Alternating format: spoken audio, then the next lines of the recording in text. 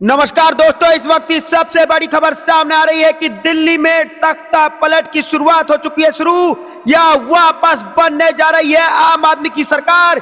ये बड़ी खबर सामने आ रही है, एग्जिट पोल सामने आ रहा है। हम आपको पूरी खबर के बारे में बताएंगे, लेकिन दोस्तों ये एग्जिट पोल आपके द्वारा बनाया जाता है, इसलिए आप हमें कमेंट करके जरूर बताइए अब की बार दिल्ली विधानसभा चुनाव में किसकी सरकार बनने जा रही है। जी हाँ दोस्तों, एक तरफ कांग्रेस है, एक तरफ आम आदमी पार्टी, एक तरफ भाजपा है। वोटिंग खत्म हो चुकी है और अब आपको देखना होगा कि 8 तारीख को दिल्ली में शाम तक पता लगे किसकी सरकार बनाएगी। लेकिन दोस्तों उससे पहले एग्जिट पोल सामने आया है जिसमें देखा जा सकता है कमल खिलेगा और डबल इंजन अब की बार दिल्ली में चल सकता है। जी दोस्तों, यहां पर बड़ी खबर सामने आई है और यह खबर जो है दिल्ली के आम आदमी पार्टी को बड़ा झटका दे सकती है और कांग्रेस को भी तोड़ सकती है। जी दोस्तों, क्योंकि यह भाजपा से जुड़ी बड़ी खबर है और दिल्ली में 70 विधानसभा सीटों पर 5 फरवरी को मतदान हो चुके हैं। इसके बाद अब एग्जिट पोल सामने आने लगे हैं। एग्जिट पोल में दिल्ली में बड़ा बदलाव होते दिखाई दे रहा है और मैट्राइज के सर्वे के मुताबिक दिल्ली में बीजेपी और आम आदमी पार्टी के बीच कांटे की टक्कर देखने को मिल रही है। जी हाँ दोस्तों, यहाँ पे जो टक्कर है वो भाजपा और आम आदमी पार्टी के बीच है, लेकिन इसमें भाजपा को मामूली बढ़त देखने को मिल रही है और इस आंकड़े के मुताबिक आम आदमी पार्टी 32 से 37 सीटें मिलती दिखाई दे रही है। तो दोस्तों यहाँ पर बड़ी खबर सामने आ रही है, जबकि बीजेपी 35 से 40 सीटों के साथ दिल्ली में सरकार बनाती दिखाई दे रही है, वहीं कांग्रेस भी 1 सीट मिलता है यहाँ पर दिखाई दे रहा। तो दोस्तों यहाँ पर कांग्रेस ने अपने आप को मजबूत तो किया, लेकिन सत्ता में नहीं आ पाएगी, ऐसा एग्जिट पोल में लग रहा है। और एक तरफ जहां आम आदमी पार्टी कह रही थी कि हम 70 में से 70 सीटें जीत जाएंगे, वो जो है धकोसला था, क्योंकि आम आदमी पार्टी के मुखिया अरविंद केजरीवाल ने पिछले सालों में जो कांड किए थे, जिस घोटाले में वो आरोपित थे, जिस घोटाले में वो पकड़े गए थे और जो इन्होंने शराब घोटाला किया था, हर कुछ किलोमीटर पर दुकानें खोल दी थी, जिसके कारण महिलाओं को समस्या हुई थी, इसके कारण उनका वोट बैंक कट गिर सकता है। शायद 8 तारीख को पता लगेगा कि दिल्ली में किसकी सरकार बनने जा रही है। लेकिन दोस्तों उससे पहले आप अभी इस वीडियो को लाइक करके कमेंट में जरूर बताइएगा, क्योंकि एग्जिट पोल जो बनाया जाता है वो आपके डाटा से बनाया जाता है। जो आप डाटा देते हैं, जो हमें आप बताते हैं कि भैया हमने इनको वोट दिया, हमने उनको वोट दिया है, उस डाटा को कलेक्टिव किया जाता है और उससे एक एग्जिट पोल बनाया जाता है। और कई बार ऐसा होता है कि एग्जिट पोल सटीक बैठता है। तो दोस्तों आपको भी लगता है कि दिल्ली में भाजपा की सरकार बनने जा रही है और आम आदमी पार्टी और कांग्रेस के हाथ में कुछ नहीं आने जा रहा है और आम आदमी पार्टी को लग सकता है आपकी बार बड़ा झटका। और दोस्तों वहीं दूसरी तरफ आपको पता चले कि नई दिल्ली एक ऐसी सीट है जहां पर जो है केजरीवाल भी घिर सकते हैं। तो दोस्तों यहां पर अब की बार टक्कर का मुकाबला है 70 विधानसभा सीटों में दिल्ली में। आप इस बार देखना होगा कि कौन जीतेगा कौन नहीं, त्रिकोणीय मुकाबला है। आपको जो लगता है कमेंट जो बताएगा, वीडियो को लाइक करिएगा। रुक करता अगली खबर की तरफ। आ गई सबसे कर्जदार देशों की लेटेस्ट रैंकिंग। चीन अमेरिका यहाँ भी निकले अव्वल। भारत का स्थान जान गर्व से छाती हो जाएगी चौड़ी। जी हाँ दोस्तों, आपको बता दें कि वर्तमान में वैश्विक ऋण 100.2 ट्रिलियन डॉलर तक पहुँच गया है, जो कोविड-19 महामारी के बाद तेजी से बढ़ा है। महामारी के कारण सरकारों ने अर्थव्यवस्थाओं को संभालने के लिए ज़रूरत से ज़्यादा खर्च किया, जिसके कारण ऋण के स्तर में रिकॉर्ड वृद्धि देखी गई। इस स्थिति ने वैश्विक आर्थिक दृष्टिकोण को प्रभावित किया है। अमेरिका, चीन और भारत 3 प्रमुख देश हैं जो वैश्विक ऋण के मामले में महत्वपूर्ण स्थान रखते हैं और इन देशों का ऋण वैश्विक ऋण के एक बड़े हिस्से को नियंत्रित करता है। आपको बता दें कि वैश्विक ऋण का सबसे बड़ा हिस्सा, दुनिया में सबसे ज़्यादा कर्ज अमेरिका पर है और ये देश वैश्विक अर्थव्यवस्था का सबसे बड़ा हिस्सा है और इसका कर्ज 36 ट्रिलियन डॉलर तक पहुँच गया है। यह आंकड़ा अमेरिकी GDP का करीब 125% है, जो दर्शाता है कि अमेरिका ने अपनी आर्थिक गतिविधियों को बढ़ाने के लिए भारी कर्ज लिया है।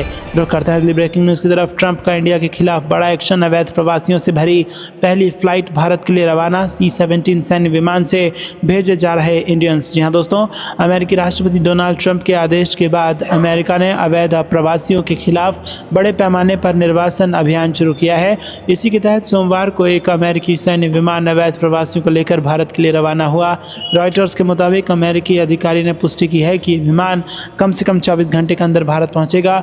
राष्ट्रपति ट्रंप की व्हाइट हाउस में वापसी के बाद ये भारत में पहला निर्वासन है। ट्रंप ने भारत के प्रधानमंत्री नरेंद्र मोदी और विदेश मंत्री एस जयशंकर के साथ अमेरिका में भारतीय अवैध प्रवासियों के मुद्दे पर चर्चा की थी और इससे पहले भारत ने अवैध प्रवासियों को वापस लेने पर सहमति जताई थी और करीब 18,000 अवैध प्रवासियों की वापसी की बात कही थी। रुक करते हैं अगली ब्रेकिंग न्यूज़ की तरफ। 45 मिनट में 34 बार राहुल गांधी ने संसद में लिया चीन का नाम, भड़की बीजेपी ने कसा तंज। जी हाँ दोस्तों, बजट सत्र के तीसरे दिन राष्ट्रपति के अभिभाषण पर धन्यवाद प्रस्ताव पर चर्चा के दौरान लोकसभा में नेता प्रतिपक्ष राहुल गांधी ने 45 मिनट के भाषण में 34 बार चीन का जिक्र किया। बीजेपी नेता इस पर उन्हें जबरदस्त तरीके से घेर रहे हैं और इस हिसाब से उनके चाइना जाप, चाइना प्रेम को लेकर बीजेपी ने राहुल गांधी पर तंज कसा है। बीजेपी IT सेल के प्रमुख अमित मालवीय ने सोशल मीडिया साइट X पर एक वीडियो साझा किया और मालवीय ने कैप्शन में लिखा कि राहुल गांधी के 45 मिनट के भाषण में 34 बार चीन का जिक्र। बीजेपी सांसद संबित पात्रा ने भी राहुल गांधी पर हमला करते हुए दावा किया कि भारत के विनिर्माण क्षेत्र के चीन से पिछड़ने के लिए पिछली UPA सरकारें जिम्मेदार थी। उन्होंने कहा कि मुझे उन्हें राहुल जिनपिंग कहकर संबोधित करने का मन कर रहा है।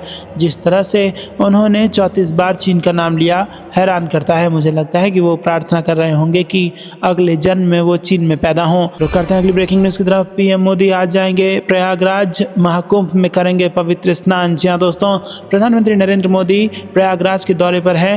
प्रधानमंत्री नरेंद्र मोदी इस दौरान संगम में पवित्र स्नान करेंगे।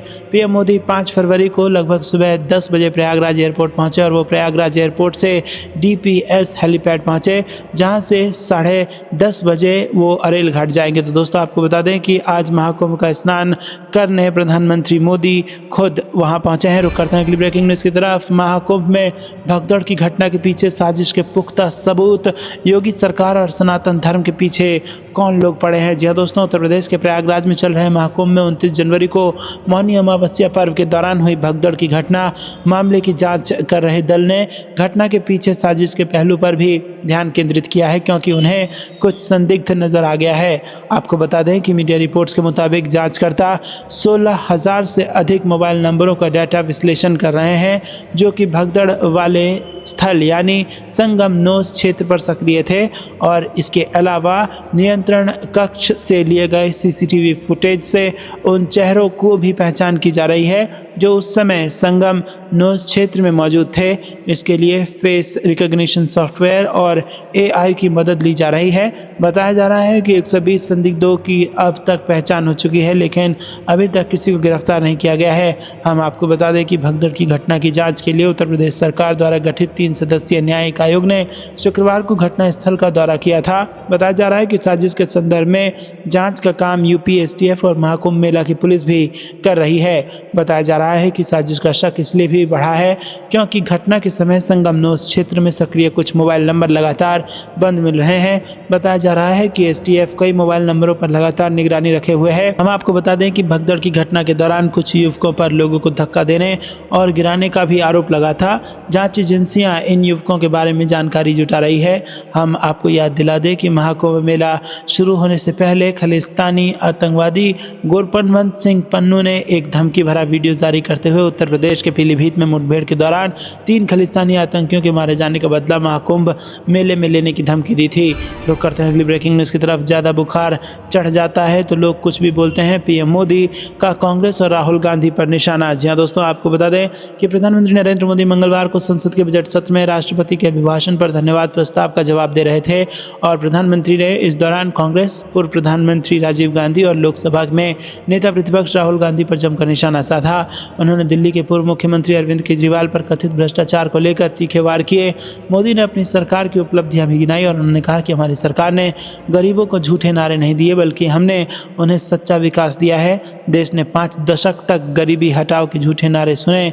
हमारी वजह से 25 करोड़ देशवासी गरीबी से बाहर आए हैं। PM मोदी ने कहा कि बीते 10 साल में देश ने सेवा करने का मौका दिया। 25 करोड़ देशवासी गरीबी को परास्त करके गरीबी से बाहर आए हैं। 25 करोड़ गरीबी को परास्त करके बाहर निकले हैं। जब गरीबों के लिए जीवन खपाते हैं तब ये तय होता है। जब जमीन से जुड़े लोग जमीन की सच्चाई को जानते हुए जमीन पर जीवन खपाते हैं तब जमीन पर बदलाव निश्चित होकर रहता है। PM मोदी ने कहा कि गरीब का दुख, आम आदमी की तकलीफ, मिडिल क्लास के सपने ऐसे ही नहीं समझे जाते हैं। इसके लिए जज्बा चाहिए। मुझे दुख के साथ कहना है कि कुछ लोगों में ये है ही नहीं। मोदी ने राहुल गांधी का नाम लिए बगैर कहा कि हमारा फोकस गरीबों के घर बनाने पर है। जो लोग गरीबों की झोपड़ी में फोटो सेशन कराते हैं उनको गरीबों की बात बोरिंग ही लगेगी। मोदी ने अपने भाषण में राजीव गांधी का भी जिक्र किया। उन्होंने कांग्रेस पर तंज कसते हुए कहा कि मैंने उनका गुस्सा मैं समझ सकता हूं। हमारे देश में एक प्रधानमंत्री हुआ करते थे, उनको मिस्टर क्लीन कहने का फैशन हो गया था। उन्होंने कहा था कि दिल्ली से 1 रुपये निकलता है तो गाँव में 15 पैसा पहुँचता है। उस समय तो पंचायत से लेकर पार्लियामेंट तक एक ही पार्टी का राज था और उस समय उन्होंने सार्वजनिक रूप से कहा था कि 1 रुपया निकलता है और 15 पैसा पहुंचता है। बहुत गजब की हाथ सफाई थी। 15 पैसा किसके पास जाता था ये देश का सामान्य आदमी भी आसानी से समझ सकता है।